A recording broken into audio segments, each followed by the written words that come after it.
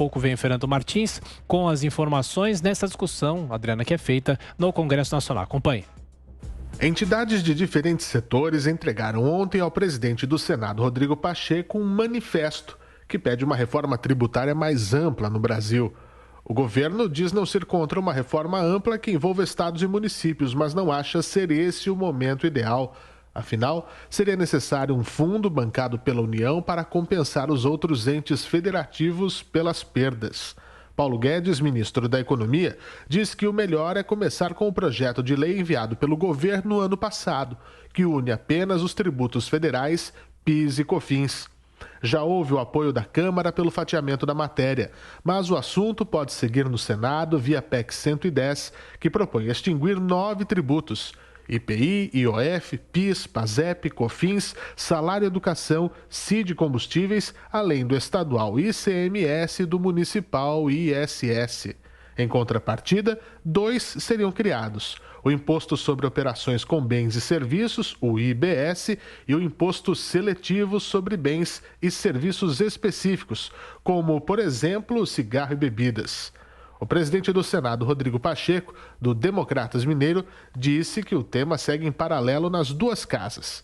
Também disse que serão feitas 4 sessões temáticas no Senado para discutir a PEC 110. Sem prejuízo da avaliação dos projetos de lei que tramitam na Câmara dos Deputados, também com esse mesmo objetivo, com esse mesmo objeto, nós temos esse compromisso de uma avaliação e da evolução da PEC 110, que será submetida à Comissão de Constituição e Justiça, e a critério do presidente da CCJ, senador Davi Alcolumbre, nós poderemos ter, então, a apreciação dessa reforma constitucional ampla em matéria tributária no âmbito do Senado Federal. Esse é o nosso desejo. A Confederação Nacional da Indústria é uma das entidades que subscrevem o manifesto. Mário Sérgio Carraro Teles, gerente de política econômica da CNI, diz que é preciso fazer uma ampla reforma sobre a tributação do consumo para garantir competitividade. Isso é a comprovação de que está amplamente identificado e é um consenso amplo que o nosso sistema tributário da tributação sobre o consumo, PIS, COFINS, ICMS, ISS, IPI, é completamente disfuncional, não atende nem os empresários, nem o setor público e nem aqueles que trabalham recolhendo esses tributos, que são os fiscais. Rodrigo Espada, presidente da Federação Brasileira de Associações de Fiscais de Tributos Estaduais, reforçou a disfuncionalidade sobre a tributação do consumo. A carga tributária maior é sobre o consumo e as maiores disfuncionalidades também é do consumo. Então nós temos um sistema tributário sobre o consumo anacrônico, disfuncional, que torna o Brasil menos competitivo do que poderia nesse concerto internacional das nações. Então o que a gente está vindo aqui é para uma verdadeira reforma tributária estrutural. Ainda sobre o assunto tributação, o relator da reforma do Imposto de Renda, deputado Celso Sabino, do PSDB do Pará, apresentou uma nova versão do texto.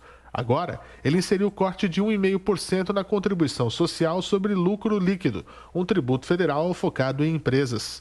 Esta terceira versão do substitutivo deve ser votada hoje.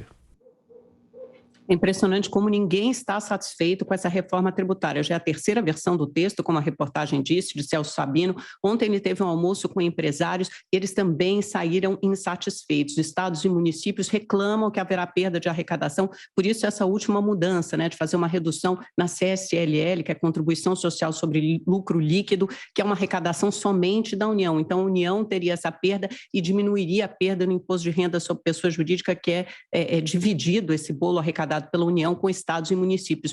Mesmo assim, prefeitos e governadores ainda reclamam. A verdade é que o governo perdeu uma oportunidade única de fazer uma reforma tributária ampla, ou por meio da PEC 110, que tramitava no Senado, ou então por meio da PEC 45 na Câmara. Preferiu fazer dessa forma, desse modo fatiado. Só que isso inviabiliza que a gente tenha uma visão do todo, de como vai ficar essa reforma tributária no final, do que isso vai implicar em termos de perda de arrecadação para a União, em termos de aumento ou não de carga tributária para cada um dos envolvidos, cada um dos setores envolvidos, serviços, comércio, indústria, dificulta muito essa visão de médio e longo prazo. E agora a gente tem esse texto aí que o presidente Arthur Lira se comprometeu com Paulo Guedes, com o governo Bolsonaro, quer fazer votar a toque de caixa, mas ninguém acredita que essa reforma do imposto de renda apresentará uma solução, mesmo que signifique menos imposto. Empresários reclamam do aumento aí da taxação de 20% sobre os dividendos, né? Micro e pequenas empresas do lucro presumido, tem muita gente ainda insatisfeita, uma reforma feita a toque de caixa.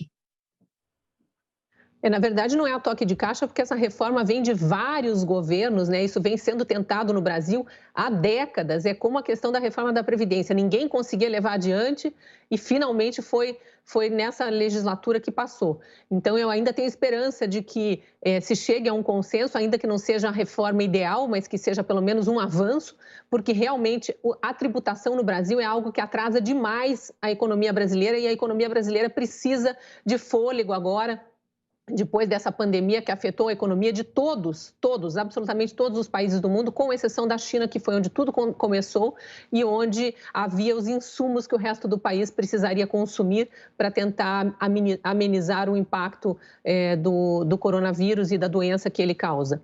Em relação eu gostei do que os entrevistados falaram ali, em relação à tributação de emprego, à tributação de consumo, é nesses pontos que precisa avançar a discussão. Não acho que está sendo feita a toque de caixa, como eu disse no começo, realmente é uma discussão que vem de muito tempo e a população precisa ter essa noção de que ela vai ser aprovada nesse governo e vai ser aprovada porque há discussão, sim, e é necessária.